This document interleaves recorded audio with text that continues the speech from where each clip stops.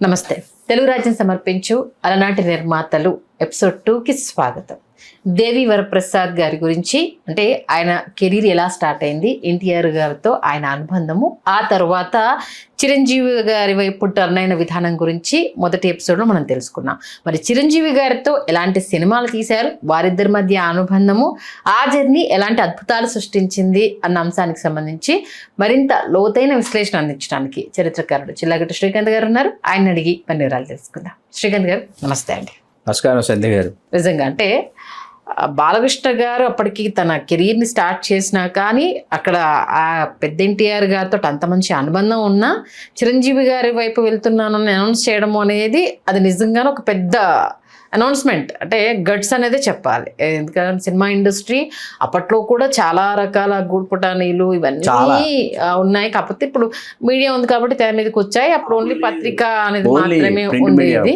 Okay, అంటే ఆ announcement తర్వాత ఎలాంటి పరిణామాలు, అలాగే చిరంజీవి గారితో ఆ జర్నీ ఎలా సాగింది, వారిద్దరి మధ్యలో ఎన్ని సినిమాలు వచ్చాయి, ఎలాంటి అద్భుతాలు క్రియేట్ చేశారు? తప్పకుండా. చట్టంతో పోరాటం విడుదలైన తర్వాత ఏంటంటే, చట్టంతో పోరాటం ముందు మీకు దేవి వరప్రసాద్ గారు ఒకరు, సి అశ్వినిదత్ గారు ఒకరు, టి త్రివిక్రమరావు గారు ఒకరు, వీళ్ళు ముగ్గురు ఏంటంటే భారీ సినిమాలు వీళ్ళు నిర్మిస్తారు అనేటటువంటి ఒక పెద్ద నిర్మాతలు క్రియేట్ చేశారు సినిమా ఇండస్ట్రీలో. అంటే వాళ్ళు ఏంటంటే ఆ గ్రాండియర్ని తెర మీదకి తీసుకురావాలి అనుకున్నటువంటి ప్రొడ్యూసర్స్, త్రీ ప్రొడ్యూసర్స్ అనమాట. ఈ 3 ప్రొడ్యూసర్స్ 3 మెంబర్స్ ఏం చేశారంటే ఎవరికి వాళ్ళు, వీళ్ళు ముగ్గురు చిరంజీవి గారితో చేశారు. అశ్వినిదత్ గారు కొంచెం లేట్ అయ్యారు. మీకు ఇక్కడ దేవివర ప్రసాద్ గారు చట్టంతో పోరాటం పూర్తి చేసిన తర్వాత ఆయన చిరంజీవి గారే నా బ్యానర్ హీరో అని చెప్పేశారు కాబట్టి మళ్ళీ కథ మీద కూర్చుంటే పర్చూర్ బ్రదర్స్ మంచి కథ చెప్పారు ఆయనకి. ఇప్పుడు నాంపల్లిలో మనకు అన్నపూర్ణ, సంపూర్ణ అని హోటల్స్ ఉండేవి. సంపూర్ణ ఇప్పుడు లేదు, అన్నపూర్ణ ఇంకా ఉందనుకుంటా. ఓకే, ఈ సంపూర్ణ హోటల్లో పర్చూర్ బ్రదర్స్ దేవివర ప్రసాద్ గారికి ఫస్ట్ హాఫ్ చెప్పి మా ఇంట్లో మంచి లంచ్ ఏర్పాటు చేసామండి, ఇంటికి భోజనానికి వెళ్దామని చెప్పి వెళ్ళి భోజనానంతరం సెకండ్ హాఫ్ చెప్తే ఫస్ట్ హాఫ్ నచ్చిందండి, సెకండ్ హాఫ్ నచ్చలే ఆయనకి. ఈ సినిమా లేదండి, రేపు మార్నింగ్ నేను వెళ్ళిపోతున్నా చెన్నైకి అనేసి నా వచ్చేసారు హోటల్కి. వస్తే రాఘవేంద్రరావు గారు రాత్రి 11 గంటలకు ఫోన్ చేశారు. వేసి రేపు ఎలాగ వెళ్ళేలోపు ఒకసారి నువ్వు, ఇప్పుడు నేను కూర్చుంటున్నాను కథ మీద పర్చూర్ బ్రదర్స్తో, నేను కొన్ని మార్పులు చేసి చెప్తాను, పొద్దున్నే ఒకసారి విని డెసిషన్ తీసుకొని చెప్పి మార్నింగ్ కల్లా సెకండ్ హాఫ్ మొత్తం చేంజ్ చేసి చెప్పారు. చెప్పిన తర్వాత ఆయనకు నచ్చేసింది, సినిమా మనం చేస్తున్నామని చెప్పేసి చేశారు. అది కొండవీటి రాజా, రాఘవేంద్ర గారి డైరెక్షన్. అది చాలా పెద్ద హిట్. ఆ గద్వాల్ కోట ఏదైతే ఉందో గద్వాల్ కోటకి వెళ్ళి చేశారు వీళ్ళు షూటింగ్ అంతా. ఎక్స్టీరియర్ మొత్తం గద్వాల్ కోటని చాలా అద్భుతంగా క్యాప్చర్ చేశారు. ఆ టైంలో ఏంటంటే కమర్షియల్గా చాలా పెద్ద హిట్ కొండవీటి రాజా. ఏంటంటే రాఘవేంద్ర గారితో చిరంజీవి గారు అప్పటికి మోసగాడు, తిరుగులేని మనిషి నుండి ఏంటంటే చిరంజీవి గారు హీరో కాదు. ఇక్కడికి వచ్చేటప్పటికి ఏంటంటే అప్పటికి అడుగు దొంగ చేసేసారు చిరంజీవి గారు, రాఘవేంద్ర గారి డైరెక్షన్. ఆ తర్వాత రాఘవేంద్ర గారు చిరంజీవి గారి కాంబినేషన్లో వస్తున్న సినిమా ఇది. దాంతో ఏంటంటే బాగా అంచనాలు పెరిగిపోయినాయి. అంచనాలకు తగినట్టు అంచనాల్ని బాగా అందుకున్నారు. మ్యూజికల్ కూడా చాలా మంచమేసి దుప్పటేసి మల్లెపూలు చల్లని రాజు అందులోనే అనమాట. మీకు విజయశాంతి గారు, రాధా గారు, ఇంకా రావుగోపాలరావు గారు అసలు చాలా అద్భుతంగా చేశారు. సత్యనారాయణ గారు కానీ వీళ్ళందరి పాత్రలు బాగుంటాయి. సినిమా చాలా పెద్ద హిట్ అయిన తర్వాత అప్పుడు వాట్ నెక్స్ట్ మళ్ళీ అంటే ఆయన ఏంటంటే, మీరు అన్నాక గుర్తుకొచ్చి టీవీలో చూసినప్పుడు కాయ్ కాయ్ దెబ్బ అదే ఫస్ట్ ఓపెనింగ్ అదే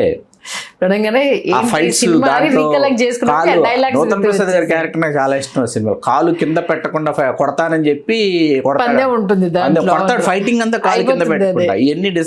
ఎన్ని కమర్షియల్గా ఏంటంటే ఎలిమెంట్స్ అన్ని టెక్నీషియన్స్తో రాఘవేంద్రరావు గారు, చిరంజీవి గారు, అంటే ప్రొడ్యూసర్ ఇన్వాల్వ్మెంట్ చాలా ఉండేదండి.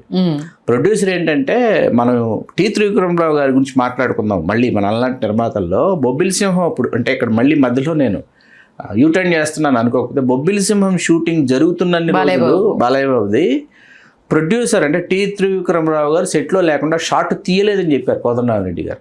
అంటే ప్రొడ్యూసర్ అంతగా స్క్రిప్ట్ని నమ్మి, అంతగా స్క్రిప్ట్ని ఎంజాయ్ చేసి ఈ కాగితం మీద ఉన్న ఈ కథ తెర మీద ఎలా వస్తుందని నిర్మాత ఆస్వాదిస్తూ చేసినటువంటి నిర్మాతలు వీళ్ళంతా. అట్లా మళ్ళీ ఏడిది నాగేశ్వరరావు గారు, విశ్వనాథ్ గారిది ఒక అనుబంధం. బాపు గారి దర్శకుడిగా ముళ్ళపూడి వెంకటరమణ గారు రాసిన, ముళ్ళపూడి వెంకటరమణ గారు నిర్మాత అన్న విషయం ఇక్కడ చాలామందికి నేను గుర్తు చేస్తాను. అలనాటి నిర్మాతల్లో ముళ్ళపూడి వెంకటరమణ గారి గురించి మనం 5-6 ఎపిసోడ్స్ చేయొచ్చు. ఓకే, అదొక దాని గురించి మళ్ళీ మాట్లాడుకుందాం. ఇక్కడ వెంటనే ఈయన ఏంటంటే కథ కోసం వీళ్ళు చాలా రోజులు సమయం తీసుకునేవాళ్ళు, దాని మీద కూర్చునేవాళ్ళు. అంటే చిరంజీవి గారిని మళ్ళీ ఎలా చూపించాలి. అనే దాని మీద. పైగా ఏంటి, ఇక్కడ పక్కన కేఎస్ రామారావు గారు ఒక సినిమా తెస్తుంటారు చిరంజీవి గారితో, అరవింద్ గారు ఒక సినిమా తెస్తుంటారు, వీళ్ళందరూ ఉంటారు మీకు పోటీ రన్ అవుతున్నాయి. సంవత్సరానికి 6 సినిమాలు 5-6 మినిమం వస్తున్నాయి. అంతకుముందు ఇంకా ఏఎన్ఆర్ ఎన్టీఆర్ టైంలో అయితే 10 సినిమాలు 15 సినిమాలు అంట సంవత్సరానికి. కృష్ణ గారు 18 సినిమాలు, చిరంజీవి గారు 14 సినిమాలు చేసిన సంవత్సరాలు ఉన్నాయి. ఆ టైంలో ఏంటంటే ఈ నిర్మాత ఏకత్ చేస్తున్నాడు, ఆ దర్శకుడు ఏకత్ర చేస్తున్నాడు చిరంజీవి గారితో, మనం ఏం చెయ్యాలి. ఓకే, అంటే ఇక్కడ క్లాష్ అవ్వకుండా రిపీట్ గా స్టోరీలు రాకుండా ఎంవిఎస్ సర్నాథరావు గారిని ఆయన దగ్గర ఒక కథ ఉందని పంపించారు. ఆయన వచ్చి ఫస్ట్ హాఫ్ దాకా చెప్పి ఇక్కడ దాకే ఉందండి కదా, సెకండ్ హాఫ్ లేదా చెయ్యాలన్నాడంట. ఇది చెయ్యాలంటే చిరంజీవి గారి డేట్లు ఏమో దగ్గర పడిపోతున్నాయి, అప్పుడు ఇండస్ట్రీ స్లంప్లో ఉంది. అప్పుడు ఓకే ఆ టైంలో అరవింద్ గారు వచ్చి ఏంటండి చిరంజీవి గారి డేట్లు దగ్గర పడిపోతున్నాయి, పాటలన్నా తీసుకోండి అంటే దేవేంద్ర ప్రసాద్ గారు లేదు నాకు సెకండ్ హాఫ్ పర్ఫెక్ట్గా వస్తే కానీ నేను స్టార్ట్ చేయనని చెప్పి విజయేంద్ర ప్రసాద్ గారి దగ్గర ఒక కథ ఉందని తెలిసి ఆయన్ని రాఘవేంద్ర గారు పంపారంట. పంపితే విజయేంద్ర ప్రసాద్ గారు ఒక్క చెప్పారు, సార్ ఆ ఫస్ట్ హాఫ్ ఈయన చెప్పిన కథని తీసుకుని ఇది సెకండ్ హాఫ్ చేస్తే ఒక కథ అవుతుంది అన్నారంట. అది మంచి దొంగ అయింది. ఓకే, మీకు అందుకే మంచి దొంగ సినిమా మీరు వాల్యూ చూస్తే ఫస్ట్ హాఫ్ ఒక సినిమాలాగా, సెకండ్ హాఫ్ ఇంకో సినిమాలాగా ఉంటుంది మీకు. ఇప్పుడు అబ్జర్వేషన్ ఇప్పుడు మీరు నిజంగా వెళ్ళి కూర్చుంటే మంచి దొంగ ఫస్ట్ హాఫ్ వచ్చేసి దొంగ కథ, ఒక దొంగ అతను బస్తీలో ఉంటాడు, వాళ్ళందరినీ అతను తర్వాత చిట్టిబాబు క్యారెక్టర్ ఎంటర్ అవుతుంది. అది కాదు, అది మీరు జేబు దొంగ చెప్తున్నారు. జేబు దొంగ చిట్టిబాబు అంటే సినిమాల పేర్లు ఎంత కన్ఫ్యూజన్ గా ఉన్నాయి అనేది. మీకు విజయశాంతి గారు ఫస్ట్ టైం ఇన్స్పెక్టర్ గెటప్ వేసింది మంచి దొంగలో. మంచి దొంగ దాంతో ఏమైందంటే ఆవిడ కర్తవ్యానికి ఈ గెటప్ చాలా ఉపయోగపడింది. తర్వాత నేను ఫైట్స్ చేసింది ఇందులో, చేసింది ఆవిడ మంచి దొంగలో. చాలా కమర్షియల్గా చాలా వర్కౌట్ అయిన సాంగ్స్, బెడ్ లైట్ తీసేయిన, రెడ్ లైట్ వెలిగించిన, ఇట్లాంటి పాటలన్నీ పెట్టాడు రాఘవేంద్రరావు గారు. దాంట్లో మన నా రూటే సపరేట్ అందులోనే మోహన్ బాబు గారి చాలా భలే పాత్ర మోహన్ బాబు గారి అందులో. అక్కడ మీకు ఏంటంటే ఫస్ట్ హాఫ్ మీకు ఒక కథ, ఈ దొంగ ఇంటర్వెల్ టైంకి ఏంటంటే ఇద్దరు హీరోయిన్లు ఇంటర్వెల్ వరకు ఉంటారు, సుహాసిని గారు చచ్చిపోతారు. మీకు నాకు అందుకే సుహాసిని సుహాసిని గారు ఈయన జైల్లో కోచింగ్ తీసుకొని తర్వాత ఈయన పోలీస్ అవుతారు, అది సెకండ్ హాఫ్. అదే అంటున్నా, అంటే మీరు అది చెప్పంగానే విజయశాంతి గారు పోలీస్ క్యారెక్టర్ అనగానే అదే గుర్తుకొచ్చింది. సుహాసిని గారు కూడా ఉన్నారు అదే సినిమానా కాదా అని మైండ్ లో తిరుగుతా ఉంది. టైంలో ఏంటంటే చిరంజీవి గారు ఇలా ఉండి ఇటు అటు విజయశాంతి గారు సుహాసిని గారు ఈయన చెరో బుగ్గ మీద ముద్దు పెడుతున్నటువంటి పోస్టర్ చాలా ఫేమస్. ఫస్ట్ హాఫ్కి సుహాసిని గారు చచ్చిపోతారు, లాయరు, ఆవిడ ఇష్టపడ్డాము బాగుంటుంది. ఈ సెకండ్ హాఫ్ ఈయన జైలుకి వెళ్ళి ఈయన అక్కడ పరివర్తన చెంది ఆయన ఇక్కడ కోచింగ్ తీసుకుని ఆయన వచ్చి ఎగ్జామ్స్ రాసి పోలీస్ ఆఫీసర్ అవడం, ఇది సెకండ్ హాఫ్ అన్నమాట. చాలా పెద్ద హిట్ మంచి దొంగ కూడా. మీరు స్టోరీ చెప్పాక ఈ మంచి దొంగ తర్వాత బాగా గ్యాప్ వచ్చిందండి. మంచి దొంగకి ఘరానా మొగుడి మధ్యలో గ్యాప్ ఉంటుంది మీకు చాలా. చిరంజీవి గ్యాప్ ఈ సినిమా తర్వాత మళ్ళీ సినిమా చేయడానికి గ్యాప్ ఉంటుంది. ఎందుకంటే చిరంజీవి గారితో సెట్ ఆఫ్ ప్రొడ్యూసర్స్ కొంతమందికి డేట్స్ అలాట్ చేయటము, ఈయన అమరాజీనామా అని దాసరి గారితో ఎప్పటికైనా ఒక సినిమా చేయాలని, అందుకని మా ముగ్గురికి నిర్మాతలుగా భారీ నిర్మాతలని పేరు వచ్చిందని ఆయన అశ్విని దత్ గారి పేరు, టి త్రికృష్ణరావు గారి పేరు కూడా వేసి ఈయన ఒక సినిమా తీశారు, అది అమరాజీనామా. అది 18 days లో తీశారు. శారద గారు చాలా పెద్ద హిట్ అయ్యి ఆ తర్వాత వీళ్ళు ఏమైందంటే లాభాలు వచ్చినాయంట. చిన్న సినిమా 15 లక్షలు ఎంతో టేబుల్ ప్రాఫిట్ అంట. ఈయన చెరో 5 లక్షలు త్రివిక్రమరావు గారికి అశ్విని దత్ గారికి పంపించాడంట. అంటే అప్పుడు ఆ సినిమాకి ఎంత బడ్జెట్? చాలా తక్కువలో చేశారు దాసరి. అంటే ఇది ఏ ఇయర్ వరకు? ఇది మీరు 90s నేను చెప్తున్నది, 90s లో.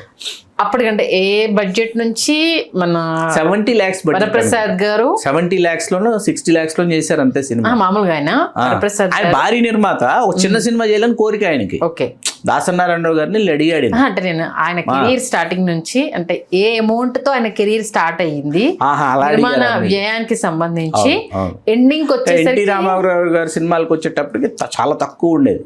ఇది రామారావు గారు హైయెస్ట్ రెమ్యూనరేషన్ ఎంతో తెలుసా మీకు? యాజ్ ఎ హీరో 15 లక్షలు.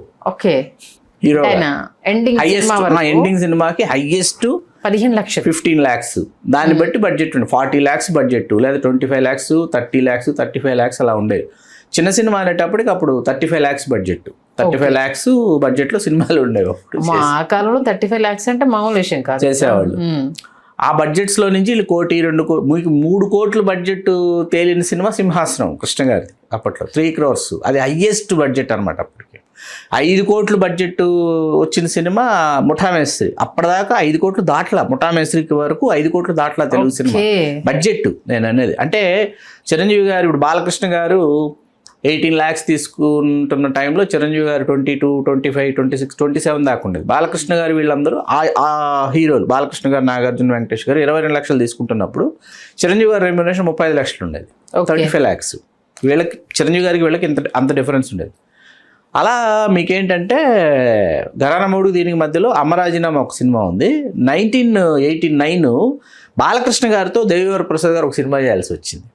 అది భలే దొంగ. బాలకృష్ణ గారికి వరుస ఫ్లాప్లు వస్తుంటే డేట్లు ఉండేటప్పటికి ఆయన సిస్టరు, దేవివర ప్రసాద్ గారి సిస్టరు, ఆవిడ అడిగారు నాకు సినిమా చేసి పెట్టు, బాలయ్య బాబుని హీరోగా పెట్టంటే నిర్మాతగా ఆవిడ పేరు వేసి డి సుజాత అని తారక రామ ఆర్ట్ పిక్చర్స్, మళ్ళీ రామారావు గారితో చేసిన తారక రామ ఆర్ట్ పిక్చర్స్ మీద బాలకృష్ణ గారితో కోదండరామిరెడ్డి గారి డైరెక్షన్లో భలే దొంగ సూపర్ హిట్ అనమాట. భలే దొంగ చాలా బాగుంటుంది సినిమా. మీకు దాంట్లో కన్నెపిల్ల, కాశ్మీరం అనే ఒక పాట కూడా ఉంటుంది. అలా కోదండరామిరెడ్డి గారు చాలా బాగా తీశారు సాంగ్స్, చాలా సూపర్ హిట్ ఆ సినిమా. దాని తర్వాత ముద్దుల మామయ్య బాలకృష్ణ గారి 1989. ఈ సినిమాలు అయిన తర్వాత అప్పుడు చిరంజీవి గారితో ఏ సినిమా చేయాలి అంటే విజయశాంతి గారు ఏంటంటే ఆవిడ మన్నన్లో యాక్ట్ చేస్తుంది తమిళ్లో. స్టార్ట్ అయిపోయింది సినిమా అక్కడ. రజనీకాంత్ గారి హీరో, ఈవిడ కర్తవ్యం ఇన్ని వచ్చే పడిపోయాయి కదా, ఆవిడ మన్నన్ను చేస్తుంది అక్కడ. చేస్తూ ఆవిడ ఏం చేసిందంటే దేవివర ప్రసాద్ గారికి చెప్పింది, సార్ చాలా బాగుంది అసలు సినిమా, తిరిగిపోతుంది చిరంజీవి గారికి. ఆవిడకి ఏంటంటే ఆవిడ యాక్ట్ చేయాలని. అసలు ఇక్కడ రజనీకాంత్ గారిని ఏం చేస్తుంటే మామూలుగా లేదు, అసలు తెలుగులో చాలా బాగుంటుంది, మీరు అర్జెంటుగా కొనేసేయండి అంటే దేవివర ప్రసాద్ గారు వెళ్ళి మన్నన్ కొన్నారు. మన్నన్ తీసుకొచ్చి చూసిన తర్వాత వీళ్ళకి అర్థమైంది ఏంటంటే దాసనారాయణ గారు తెలుగులో చేసిన సినిమా అనేది సీతారాములని, కృష్ణరాజు గారు, జయప్రద గారు సేమ్ అనమాట. అరే ఏంటి ఇది, అదే దీన్ని మళ్ళీ అంటే ఎక్కడెక్కడ ఏమేమి చేంజెస్ చేయొచ్చు అని మళ్ళీ పర్చూరి బ్రదర్స్, మళ్ళీ రాఘవేంద్రరావు గారు, మళ్ళీ దత్తా బ్రదర్స్ అంటే శివశక్తి దత్తా గారు, విజయేంద్ర ప్రసాద్ గారు, ఇట్లా వీళ్ళందరూ. సత్యానంద్ గారి కాంట్రిబ్యూషన్ కూడా అంటే అప్పుడు ఏంటంటే సత్యానంద్ గారు, సత్యమూర్తి గారు, జంధ్యాల గారు, పర్చూరి బ్రదర్స్, ఎంవిఎస్ సర్నాథరావు గారు, వీళ్ళందరూ ఏంటంటే మరుదూరు రాజా గారు, సంజీవి గారు రైటర్, వీళ్ళందరూ ఏంటంటే అవతల వాళ్ళ కథలు వినడం, దానిలో ఇలా చేస్తే బాగుంటుంది, అలా చేస్తే బాగుంటుంది, ఇప్పటిదాకా చేయలేదు అట్లాంటి ఒక డిస్కషన్లో క్రేజీ మోహన్ గారని తమిళ్లో కమలాసన్ గారి సినిమాలంటికి కామెడీ ట్రాక్స్ రాస్తాడు. కమలాసన్ గారు జగదేవ్ గుడత్లో ఒక కన్నడ జంట అనమాట. ఫస్ట్ బొర్రా కేవ్స్లో చిరంజీవి గారిని కలుస్తారు ఇద్దరు. దాంట్లో క్రేజీ మోహనే అతను. కమలాసన్ గారు అన్ని సినిమాలు ఏదో క్యారెక్టర్ చేస్తుంటాడు. ఆయన్ని తీసుకొచ్చేవాళ్ళు. శ్రీనివాస్ చక్రవర్తి గారని మన జగదేవ్ గుడత్లో వస్తున్నారు, మూలకథ అయింది ఆయన. వీళ్ళందరూ కాంట్రిబ్యూషన్, వాళ్ళందరూ వినటం, కూర్చుని ఇలా చేయొచ్చు అలా చేయొచ్చు, ఇట్లాంటి ఒక ఆరోగ్యకరమైనటువంటి వాతావరణం ఉండేది ఆ రోజులు. ఇంకా చాలామంది రచయితల పేర్లు నేను చెప్పకపోతే నన్ను క్షమించండి, గుర్తున్నంతలో చెప్తున్నాను అన్నమాట. అప్పుడు మీకు ఘరానా మొగుడు తయారైంది. ఏం చెయ్యాలి, ఎలా చెయ్యాలి, ఓపెనింగ్ ఎలా ఉండాలి, అలా అక్కడ తమిళ్లో ఇళయరాజా గారు మ్యూజిక్. ఇళయరాజా గారు ఇక్కడ ఏంటంటే స్టోర్టపురం పోలీస్ స్టేషన్ ఫ్లాప్ అయిన తర్వాత మనం ఏదో ఇంకో కొత్తగా చేద్దాం, కొత్త మ్యూజిక్ డైరెక్టర్కి అవకాశం ఇద్దామని చెప్పి అప్పుడు కీరవాణి గారు, రాఘవేంద్రరావు గారి కలయిక ప్రారంభమైంది. ప్రారంభమయ్యేటప్పటికి కీరవాణి గారిని తీసుకొచ్చారు. కీరవాణి గారు కూడా తనకి ఫస్ట్ కమర్షియల్ బ్రేక్ కీరవాణి గారికి ఘరానా మొగుడు అనమాట. కమర్షియల్గా బంగారు కోడిపెట్టకి భువన్ చంద్ర గారు రాశారు పాటలన్నీ ఆల్మోస్ట్ వాళ్ళు. బంగారు కోడిపెట్టకి అబద్ధపు సాహిత్యం వీళ్ళు ట్యూన్ వేస్తున్నప్పుడే స్మగుల్ గూడ్స్ బండి వచ్చానండి, హే పాప అలా రాసుకుని తర్వాత లిరిక్స్ రాయించుకోవటం అనమాట. అబద్ధపు సాహిత్యం ఉంటుంది పాటలన్నిటికీ. అంటే అబద్ధపు సాహిత్యం అంటే ట్యూన్ వచ్చేస్తుంది, ట్యూన్కి టకటక అబద్ధపు సాహిత్యం రాసుకుంటారు. ఇలా ఉండాలి పదాలు, ఈ క్రమంలో ఉండాలి, ఈ మీటర్లో ఉండాలి అని చెప్పేసి రాసుకుంటారు అనమాట. అట్లా ఘరానా మొగుడు ఆ విధంగా తయారయ్యి చిరంజీవి గారికి 85 lakhs రెమ్యునరేషన్. ₹1 కదా, అందరు ₹1 ఘరానా మొగుడుకి అనుకుంటారు. ఆయన 1 కోటి పైబడి పారితోషికం తీసుకుంది ఆపద్బాంధవుడికి. ₹1 అయితే సినిమా చేద్దాము అని అనుకున్నారు. వెంటనే ఇమ్మీడియట్గా హ్యూజ్గా పెంచకూడదు, ఘరానా మొగుడు హ్యూజ్ సక్సెస్ తర్వాత అనుకుంటే 1,25,00,000 ఇచ్చి ఏడు నాగేశ్వరరావు గారు చేశారు ఆపద్బాంధవుడు. ఘరానా మొగుడు ఎంత పెద్ద ఘన విజయం సాధించిందో, తెలుగు సినిమా చరిత్రలో 10 కోట్ల షేర్ వసూలు చేసిన మొదటి తెలుగు సినిమాగా చరిత్ర సృష్టించింది ఘరానా మొగుడు. హే హీరో పేరుతో మలయాళంలో డబ్ అయింది. అక్కడ 100 days ఫంక్షన్ చేశారు. ఇదే cinema Telugu cinema as it ఈస్గా డబ్బు అంతే. మలయాళంలో డబ్ చేస్తే 100 days ఆడింది. కేరళలో 100 days ఆడితే చిరంజీవి గారి ఫంక్షన్ అక్కడ 100 days ఫంక్షన్ జై కుమార్ అనుకుంటా ప్రొడ్యూసర్, అక్కడ తమిళ్లో డబ్ చేసిన అతను ఫంక్షన్ కండక్ట్ చేస్తే చిరంజీవి గారు వెళ్ళారు ఫంక్షన్కి. వెళ్ళి చాలా బాగా జరిగింది అది. వచ్చిన తర్వాత ఈ ఘరానా మొగుడు ఇంత అద్భుతమైన ఘన విజయం సాధించిన తర్వాత మీకు పబ్లిక్ ఫంక్షన్ చేశారు దేవివర ప్రసాద్ గారు. కొండవీటి రాజా, మంచి దొంగ ఇవన్నీ ఏంటంటే ఇన్హౌస్ 100 days ఫంక్షన్స్. చట్టంతో పోరాటం కానీ ఈ సినిమాలన్నీ ఇన్హౌస్, అంటే మద్రాస్ పామూరో హోటల్లోనో చౌడా షర్టల్లోనో అలా చేసిన ఫంక్షన్స్. దీనికి వచ్చేటప్పటికి ఏంటంటే ఒక పబ్లిక్ ఫంక్షన్ చేద్దాము, ఘరానా మొగుడు ఎంత పెద్ద హిట్ అయిందని చెప్పి గుంటూరు మున్సిపల్ స్టేడియంలో చేశారు. అప్పట్లో 4 లక్షల మంది జనం వచ్చేటప్పటికి పివి నరసింహారావు గారు కేంద్ర మంత్రి, ఆయన నిఘా వర్గాల ద్వారా నివేదిక తెప్పించుకొని అప్పుడు చిరంజీవి గారు మీరు రాజకీయాలకు రావాలని చెప్పి. ఏ సంవత్సరం ఇది? 91, 92 ఆ టైం 92. అంటే అప్పటి వరకు అవుట్డోర్ లో సినిమా ఫంక్షన్స్ జరిగాయి. చిరంజీవి గారు విజేత ఇవన్నీ విజయవాడలో జరిగినాయి. చిరంజీవి గారు అంటే వెలుపలికి వచ్చి గ్యాంగ్ లీడరు ఒకే రోజు 4 స్టేషన్స్, రౌడీ అల్లుడు నెల్లూరు, ఘరానా మొగుడు తర్వాత కదా గ్యాంగ్ లీడరు, రౌడీ అల్లుడు, ఘరానా మొగుడు, ఇది ఆర్డర్. గ్యాంగ్ లీడర్ ఫస్ట్, తర్వాత రౌడీ అల్లుడు, తర్వాత ఘరానా మొగుడు. 91 గ్యాంగ్ లీడరు, రౌడీ అల్లుడు, ఘరానా మొగుడు 92 April 9th. వరుసగా 3 బ్లాక్ బస్టర్లు అనమాట చిరంజీవి. ఇండస్ట్రీ హిట్లు వరుసగా చిరంజీవి గారికి 3 బ్లాక్ బస్టర్స్. దాంట్లో ఇది పబ్లిక్ ఫంక్షన్ ఇంత కనీవి నెరుగని ఫంక్షన్ అయిపోయేటప్పటికి అప్పుడు పివి నరసింహారావు గారు చిరంజీవి గారిని, తమిళంలో ఏమో రజనీకాంత్ గారు, ఇదే స్థాయిలో రజనీకాంత్ గారు కూడా విజృంభిస్తున్నారు, ఇద్దరిని రండి మీరు రాజకీయాల్లోకి అని చెప్పేసి పిలిస్తే ఇద్దరు సున్నితంగా 92 రామారావు గారు ఉన్నారు. రామారావు గారిని ఎదుర్కోవాలంటే అని అనుకున్నారు. చిరంజీవి గారు చాలా సున్నితంగా తిరస్కరించారు. అయిపోయిన తర్వాత మీకు అక్కడి నుంచి 3 ఏళ్ళు గ్యాప్, మళ్ళీ దేవివర ప్రసాద్ గారికి చిరంజీవి గారి సినిమాలు 92. ఇది అయిపోయిన తర్వాత నుంచి కథ మీద కూర్చున్నారు ఆయన. తెగట్లా వాళ్ళు అంతకుముందు ముగ్గురు మనగాళ్ళు ఏదో ఎస్పి పరశురామ్ ఏదో అయ్యాయి, యావరేజ్ ముగ్గురు మనగాళ్ళు యావరేజ్, ఎస్పి పరశురామ్ ఫ్లాపు. ఆ ఇయర్ ఏంటంటే 94లో ఏం చేశారంటే ఎవరితో చేయాలి, రాఘవేంద్ర గారు చేశారు. బాపయ్య గారితో చట్టంతో పాటు బాపయ్య గారు అసలు తెలుగులో చేయట్లా. ఇప్పుడు ఎవరితో అంటే ఈవి సత్యనారాయణ గారు ఫుల్ ఫామ్లో ఉన్నారు. ఉన్న టైంలో ఈవి గారు వెయిట్ చేస్తున్నారు, చిరంజీవి గారు దొరికితే చెయ్యాలి, ఎలాగైనా నెక్స్ట్ లెవెల్కి వెళ్ళాలంటే చిరంజీవి గారితో చెయ్యాలి కమర్షియల్ డైరెక్టర్గా అని చెప్పి అలా ఈవి సత్యనారాయణ గారు వచ్చారనమాట. అది అల్లుడా మజాకా అయింది. దాంట్లో సీతారాముడు పాత్ర కావచ్చు, రాజకోటి గారి మ్యూజిక్ కావచ్చు, గోదావరి స్లాంగ్ కావచ్చు, దేవుడు అది అందాల రాముడు సినిమా, సిస్టర్ సెంటిమెంట్, లక్ష్మి గారు, మన బాణిశ్రీ గారు చేయాల్సిన పాత్ర లక్ష్మి గారు చేశారు. అట్లా అల్లుడా మజాకా. సరే ఆ తర్వాత కొన్ని వివాదాలు చెలరేగిన సినిమా విజయాన్ని ఎవరూ అడ్డుకోలేకపోయారు. అంటే ఈయన చెన్నై బేస్డ్గా ఉండిపోయారు దేవివర ప్రసాద్ గారు. హైదరాబాద్ షిఫ్ట్ అవటం, హైదరాబాద్లో ఉండి సినిమాలు తీయడం అనే కల్చర్కి ఆయన అలవాటు పడలా. ఆయనకి ఇక్కడ కల్చర్ నచ్చలా. ఇక్కడ హోటల్స్లో స్టే చేసి, గెస్ట్ హౌస్లో స్టే చేసి, ఆర్టిస్టులందరినీ హోటల్స్లో పెట్టి, అది మద్రాసు ఫిలిం మేకింగ్కి హైదరాబాద్ అప్పటి పరిస్థితులు అవి. హైదరాబాద్ ఫిలిం మేకింగ్ ఇప్పుడు హైదరాబాద్లో అందరు ఇళ్ళు ఉన్నాయి, అందరూ ఇక్కడే ఉంటున్నారు, ఆర్టిస్టులు ఇక్కడే, టెక్నీషియన్స్ ఇక్కడే, కాబట్టి ఓకే. కానీ అప్పుడు అసలు ఇట్స్ ఎ టిపికల్ జాబ్ అనమాట.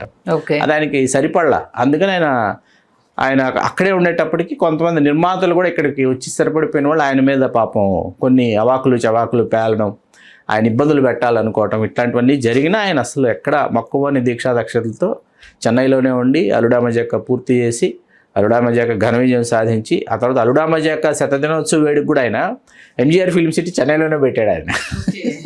చాలా బాగా జరిగింది. జరిగిన తర్వాత ఆ తర్వాత లాంగ్ గ్యాప్, చాలా లాంగ్ గ్యాప్. 95 నుంచి అంటే మీకు 99 వరకు, 99 సమరసింహారెడ్డి విడుదలైన తర్వాత కానీ కథా చర్చలు, అంటే చిరంజీవి గారు 96, 95 తర్వాత ఏంటంటే అల్లుడా మజాకా, బిగ్ బాస్, రిక్షావుడు. Alluda Majaka super hit, big boss, రిక్షావుడు ఫ్లాపు. 96 చేయలేదు, 97 Hitler, master and transformation time అనమాట.